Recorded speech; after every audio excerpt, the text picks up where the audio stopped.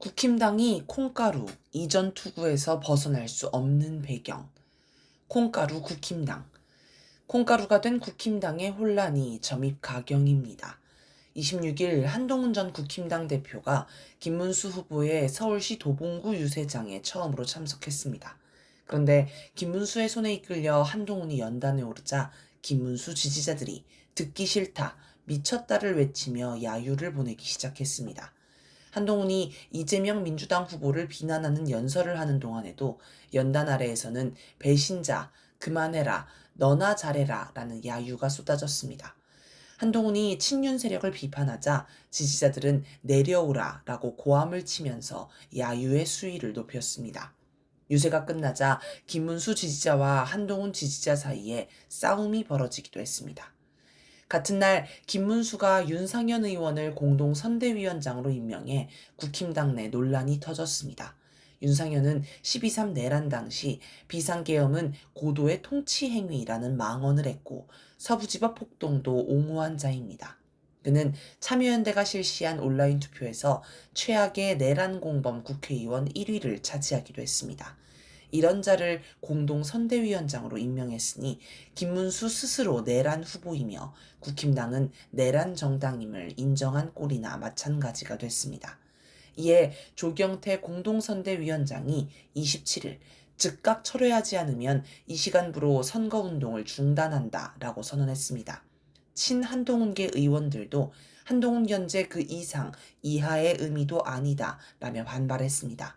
한동훈이 김문수 유세에 처음 참석한 날 친윤 인사를 공동선대위원장으로 임명한 건 의도적이라는 겁니다. 한편 김문수가 특사단을 보내 선대위 합류를 간청했던 홍준표 전 대구시장이 25일 난데없이 이준석에 대한 투표는 사표가 아니라 미래에 대한 투자라며 이준석 지지 선언을 했습니다. 이에 이준석은 감사를 표했습니다. 그러자 다음 날 김영선 전 국힘당 의원이 갑자기 홍준표의 여론조사 대납 의혹 물증이라며 5천만 원짜리 수표 2장을 공개했습니다. 27일 홍준표는 김영선이 혐의를 물타기하려고 자기를 사기극에 끼워 넣었다며 발끈했습니다. 투표일은 점점 다가오는데 김문수, 이준석 단일화는 아직도 감감무소식입니다. 그런데 조선일보가 느닷없이 김문수가 사퇴하고 이준석으로 단일화해야 한다는 기사와 칼럼을 여러 번 내보내고 있습니다. 이준석도 만약 단일화가 있다면 그 당 국민의힘의 후보가 사퇴하는 것뿐이라고 하였습니다. 윤석열이 이른바 부정선거를 다루며 12.3 내란을 옹호하는 영화를 관람한 것을 두고도 국힘당 내부가 시끄럽습니다.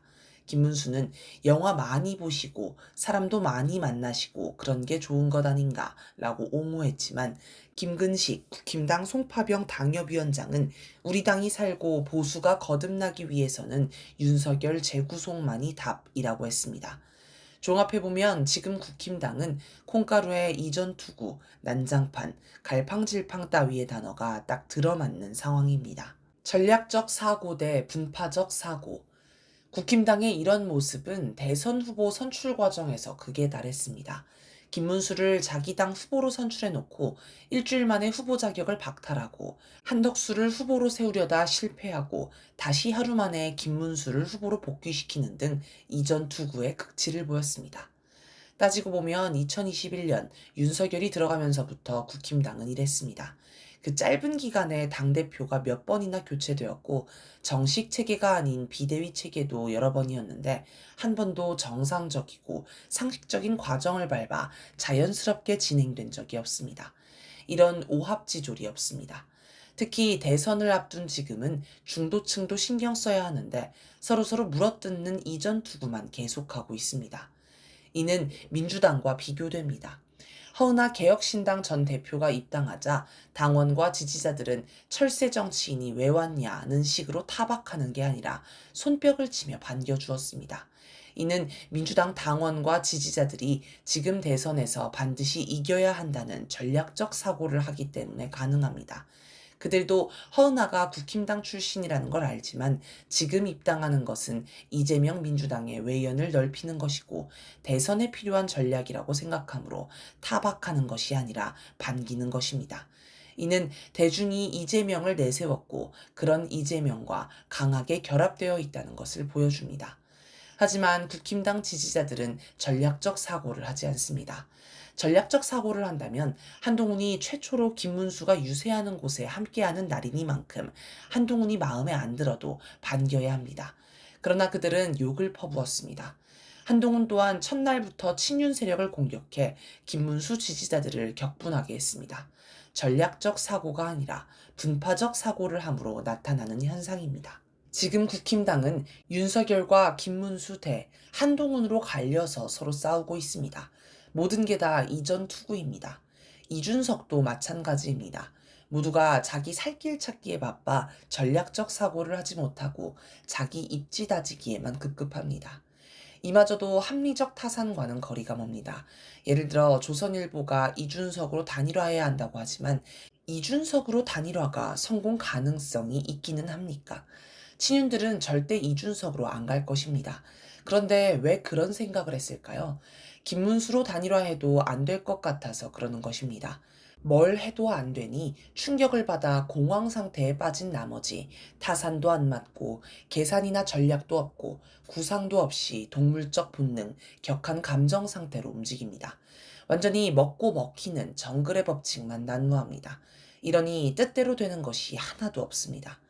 처음 대선에 돌입할 때 저들은 빅텐트를 구상했습니다.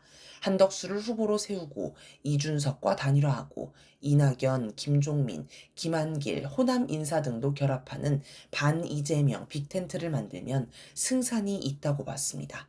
하지만 다 깨지고 모든 게 어그러졌습니다. 짐승들의 진흙탕 싸움이 난무하는 정글이 되어버렸습니다. 과거의 보수는 부패로 망하고 진보는 분열로 망한다는 말이 있었습니다. 이걸 보면 예전의 보수는 분열하지 않았나 본데 이제는 보수가 부패로도 망하고 분열로도 망하고 있습니다. 완전히 혼돈과 무질서의 카오스입니다. 궁지에 몰린 친미 친일 기득권 세력. 왜 저들이 콩가루처럼 분열하고 있을까요? 미국이 궁지에 몰리면서 친미 친일 기득권 세력이 주워먹을 게 없어졌기 때문입니다. 소련이 무너진 후 미국은 이라크를 침공하고 북한의 전쟁 압박, 비핵화 압박을 하는 등 자기 말을 듣지 않는 나라를 향해 극단적 적대 정책을 폈습니다. 하지만 동맹국을 향해서는 떡고물 정책을 폈습니다. 그래서 한국의 대우 같은 대기업들이 무너진 소련과 동유럽에 진출해 많은 수익을 내기도 했습니다. 이렇게 미국은 동맹국 안에서는 자유무역을 하고 북한, 이란, 이라크는 악의 축이라 규정하며 극단적 적대 정책을 폈습니다. 미국은 하드파워로는 해외 주둔 미군을, 소프트파워로는 미국의 소리, 국제개발처 등을 운영했으며 무역정책도 자유무역정책을 통해 동맹국에도 떡고물을 나눠주었습니다. 그때 미국은 몇 나라에만 극단적 적대 정책을 폈으며 동맹국들은 미국이 준 떡고물을 받아먹을 수 있었습니다. 그런데 지금 미국은 군사적으로도 경제적으로도 몰리고 있어 더 이상 떡고물을 나눠줄 수 없게 되었습니다. 몰락하는 미국. 먼저 미국은 군사적으로 몰리고 있습니다. 특히 주목할 지점은 북한에 군사적으로 완전히 몰리고 있다는 점입니다. 최근 미국 국방정보국 DIA는 하원 군사위원회에 보고한 2025 세계 위협평가를 공개했습니다. 여기서 북한을 두고 자신의 국제정치적 정당성과 체제 안전에 대해 점점 더 자신감을 보인다.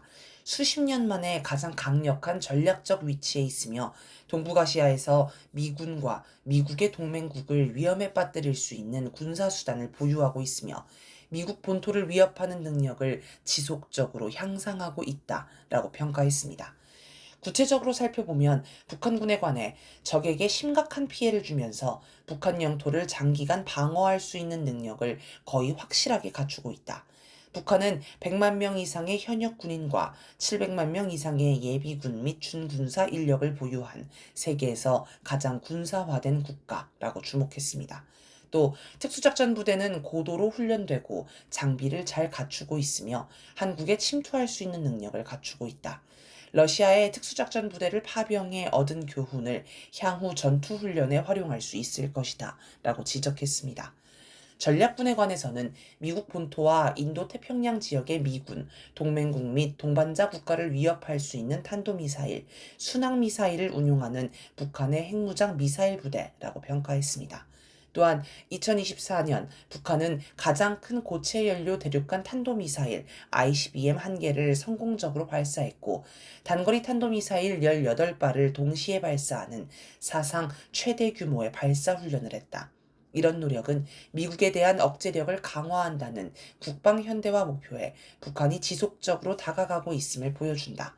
이 목표를 위해 북한은 영내 및 미국 본토의 목표물을 타격할 수 있는 새로운 탄도미사일 체계를 개발했다라고 지적했습니다. 또 우주 역량에 관해서는 2023년 말 북한은 정찰 위성을 저궤도에 진입시켰다.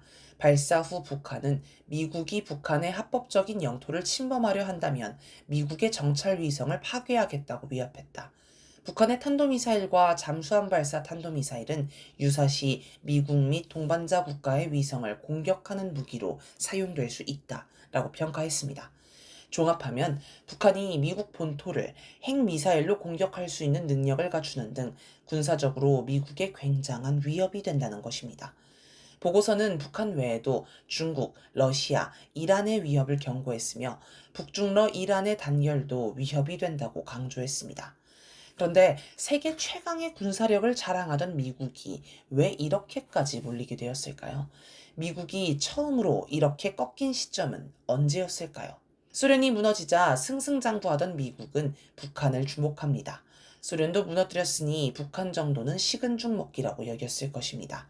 그래서 북한의 핵개발 의혹을 제기합니다.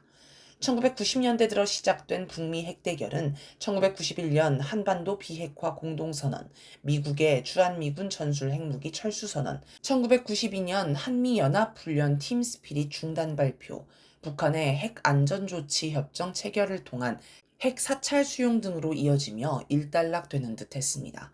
국제원자력기구의 핵사찰 결과 북한에는 미국이 주장하던 핵 재처리 시설이 없다는 게 확인됐습니다. 그런데 1993년 1월 20일 미국의 빌 클린턴이 대통령으로 취임하면서 분위기가 바뀌었습니다. 미국은 북한이 군사시설에 핵시설을 숨겨두었다며 특별 사찰을 요구했습니다. 군사시설에 대한 사찰은 애초에 NPT에 없는 개념이며 북한 역시 군사시설 사찰은 주권 침해라며 거부했습니다. 이에 미국은 한미연합훈련을 재개하고 주한미군 가족을 일본으로 후송하는 등 전면전을 준비했습니다. 서울 시민들이 라면 사재기에 나선 것도 이때입니다. 그러자 북한은 1993년 3월 8일 최고사령관 명령으로 준전시 상태를 선포합니다. 150만 명의 청년이 입대를 탄원했고 군사분계선 일대에서는 수천 문의 포가 발사 준비를 마쳤습니다. 이어 3월 12일 북한은 핵 확산 금지 조약 NPT 탈퇴를 선언했습니다. NPT는 미국, 영국, 프랑스, 러시아, 중국 등 5개국 외의 다른 가입국은 핵무기를 개발할 수 없도록 제한한 불평등 조약입니다.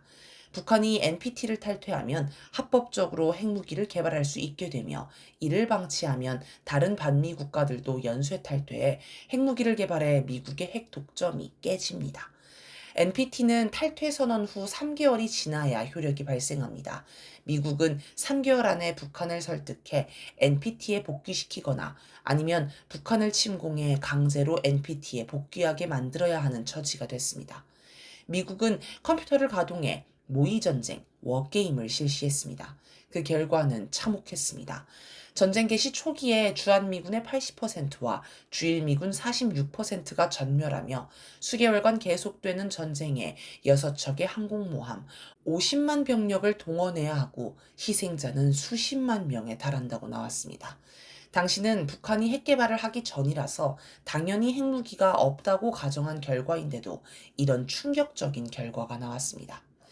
결국 미국은 회담장에 나가 북한의 요구를 수용해야 함을 깨달았습니다. 국교 관계가 없는 나라와 회담을 하는 것은 굴욕이라며 반대하는 강경파들을 뒤로하고 미국은 북한과 협상을 개시했습니다. 물론 회담의 주도권은 북한에 있었습니다. 북미 양자 대화에 나선 자체가 미국이 북한에 굴복한 셈이며 게다가 미국에는 NPT 탈퇴 효력이 발생하는 6월 12일 전에 회담을 끝내야 한다는 절박함이 있었기 때문입니다.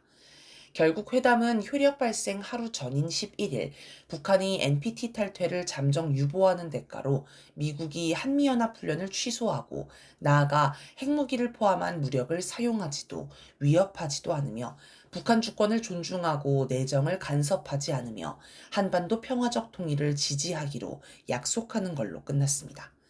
이처럼 1993년 미국이 북한과 전면전을 준비했다가 포기하면서 미국은 군사적으로 북한에 꺾였습니다.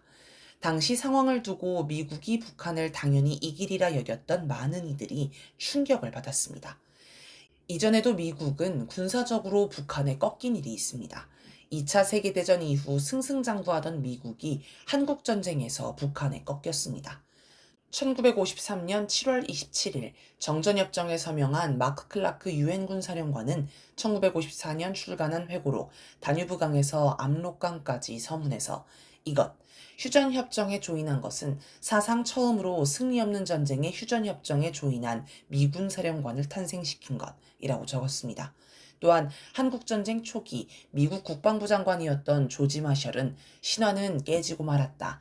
우리는 남들이 생각했던 것처럼 그렇게 강대한 나라가 아니었다. 라고 말했고, 오마 넬슨 브래들리 미국 초대 합참의장은 잘못된 장소에서 잘못된 시간에 잘못된 적과 진행한 잘못된 전쟁이라고 평가하기도 했습니다. 장상환 경상대학교 명예교수도 한국전쟁은 미국의 의도가 좌절된 최초의 전쟁이라고 주장했습니다.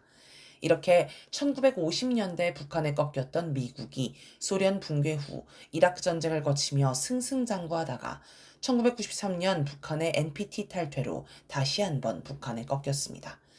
그때부터 북한은 선군 정치를 전면화하며 세계 반미 진영의 국방력 강화에 돌풍을 일킵니다. 러시아, 중국의 국방력이 비약적으로 성장한 것도 북한에서 선군 정치가 자리 잡은 뒤인 21세기 들어서입니다. 이러면서 미국은 군사적 측면에서 북중러에 밀리기 시작하고 이제는 결정적으로 밀려 회복할 수조차 없게 되었습니다. 다음으로 미국은 경제에서도 밀리고 있습니다. 미국은 미중 관세 협상에서 패배했습니다. 호기롭게 중국에 엄청난 관세 폭탄을 던졌지만 중국이 관세뿐 아니라 환율, 국채, 희토류 수출 제한 등 다방면에서 반격하자 미국은 중국과 관세 협상을 할 수밖에 없었습니다. 권기식 서울미디어대학원 대학교 석좌 교수는 미중 관세 전쟁에서 시간은 중국 편이었다. 미국은 허풍의 제국이 되었다. 트럼프 대통령이 패배하고 시진핑 주석이 승리했다는 평가가 지배적이다 라고 평가했습니다. 미국은 우크라이나 전쟁과 대러 제재로 러시아가 망하기를 기대했지만 오히려 러시아가 승승장구하는 모습을 지켜보고 있습니다. 러시아는 영원히 우크라이나 전쟁을 해도 된다고 이야기할 정도로 경제가 뒷받침됩니다.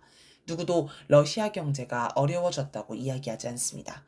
반면 러시아와 적대하며 관계를 차단한 유럽, 특히 독일이 망하고 있습니다. 독일은 우크라이나 전쟁 후 마이너스 성장을 하고 있으며 국민차 폭스바겐이 문을 닫느니 마느니 할 정도로 위기에 빠졌습니다. 미국은 사상 최고 수준으로 대북 제재를 하며 북한을 봉쇄해 북한 사람들이 먹을 게 없을 거라고 했지만 지금은 다들 북한 경제가 좋아진다고 이야기합니다. 코로나19 사태 이후 북한이 대외 개방을 조금씩 하면서 이제는 북한 경제가 과거와 비교할 수 없을 정도로 좋아졌다는 걸 더 이상 숨길 수 없는 수준에 이르렀습니다. 이렇게 미국이 군사적으로, 경제적으로 위기에 몰리니 자기 손아귀에 있던 동맹국을 뜯어먹기 시작했습니다. 동맹국끼리도 서로 물어뜯어야 하는 상황입니다. 이런 상황이 국힘당에도 그대로 투영된 게 오늘의 콩가루 난장판입니다. 따라서 지금 국힘당의 문제는 개인 몇몇의 일시적인 문제가 아닙니다. 국힘당 문제가 윤석열이 들어가고 나서 일시적으로 생긴 문제가 아니듯 미국도 트럼프가 미친놈이라 일시적으로 이런 문제가 생긴 게 아닙니다. 이제 미 제국주의가 무너지고 있다는 것은 서방에서도 광범위하고 공공연하게 인정합니다. 이건 엄연한 현실입니다. 마코 루비오 미국 국무부 장관은 지난 1월 30일 폭스뉴스 인터뷰에서 세계에 하나의 강대국만 있는 것은 정상적이지 않고 예외적이라면서 일극 체제가 끝나고 다극 체제가 도래했음을 사실상 인정했습니다. 그래서 국힘당은 앞으로도 미래가 없습니다. 앞으로 국힘당은 아비규환의 난장판으로 빠져들 것이고 소멸을 면치 못할 것입니다.